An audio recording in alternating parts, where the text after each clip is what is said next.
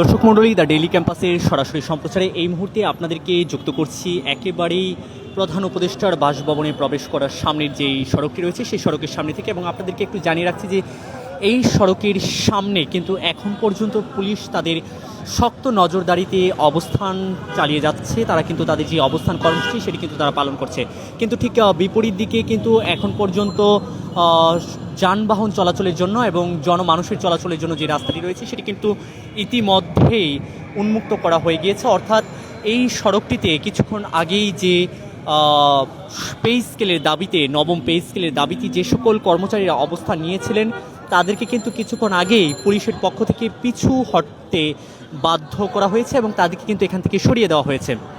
অর্থাৎ তারা যে তাদের অবস্থান কর্মসূচি জানান দিয়েছিলেন যে তারা যে পর্যন্ত তাদের পে স্কেল বাস্তবায়ন করা না হবে, নবম পে স্কেল সরকারের পক্ষ থেকে ঘোষণা করা না হবে, সে পর্যন্ত কিন্তু তারা রাজপথ ছাড়বেন না বলেই দাবি করেছিলেন যেমনটি আজ সকালে। কিন্তু ইতিমধ্যে কিন্তু তারা অলরেডি রাজপথ ছেড়ে দিতে বাধ্য হয়েছেন, কারণ পুলিশ তাদের ওপরে বেশ কয়েকবার সাউন্ড গ্রেনেড নিক্ষেপ করে তাদেরকে ছত্রভঙ্গ করে দেওয়ার চেষ্টা করেছে। একই সাথে পুলিশের পক্ষ থেকে কিন্তু এই প্রধান উপদেষ্টার বাসভবনের সামনে যে সড়কটি রয়েছে, যেহেতু সেখানে নিরাপত্তার চাদরে আবৃত একটি সড়ক এবং যেহেতু এখানে 144 ধারা জারি করা থাকে নিরাপত্তার পরিস্থিতিকে বেশ গুরুত্ব দিয়ে, সেই জায়গা থেকে কিন্তু এই জায়গাটিতে অর্থাৎ প্রধান উপদেষ্টার বাসভবনের সামনে কিন্তু কোনোভাবেই অবস্থান করাটি গ্রহণযোগ্য নয়। বিদায় আইনের পক্ষ থেকে অর্থাৎ প্রশাসনের পক্ষ থেকে তাদেরকে এখান থেকে সরিয়ে দেওয়া হয়েছে এবং এই মুহূর্তে কিন্তু সম্পূর্ণ রাজপথ পুলিশের দখলে রয়েছে।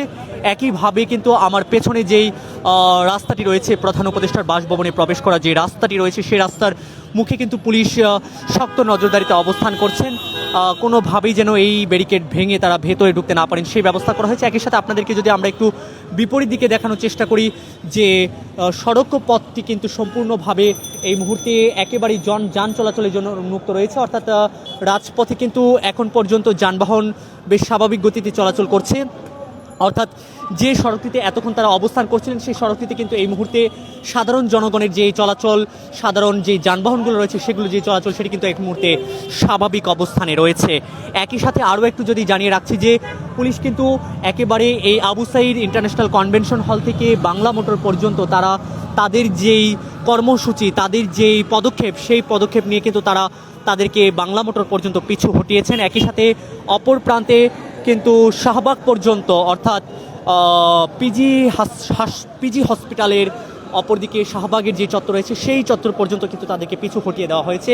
অর্থাৎ এই মুহূর্তে বলা যায় কোনোভাবেই প্রধান উপদেষ্টার বাসভবনের সামনের যেই সড়কটি রয়েছে সেই সড়কে কিন্তু কোনোভাবেই তাদের এই মুহূর্তে আর দেখা যাচ্ছে না। অর্থাৎ পে স্কেলের দাবিতে যারা এখানে এসেছিলেন, পে স্কেলের দাবিতে যারা এখানে আন্দোলনরত ছিলেন তাদেরকে কিন্তু এই মুহূর্তে দেখা যাচ্ছে না রাজপথে, এবং রাজপথ সম্পূর্ণভাবে যান চলাচলের জন্য, জনগণের সাধারণ স্বাভাবিক চলাচলের জন্য উন্মুক্ত করে দেওয়া হয়েছে। শুধুমাত্র প্রধান উপদেষ্টার বাসভবনে প্রবেশ করার যে সড়কটি রয়েছে সেই সড়কটি একমাত্র এই মুহূর্তে পুলিশের নজরদারিতে রয়েছে এবং পুলিশ কিন্তু এই রাস্তাটিকে তাদের দখলে আটকে রেখেছে। অর্থাৎ এই রাস্তাটি দিয়ে এখন পর্যন্ত যান চলাচল উন্মুক্ত করা হয়নি।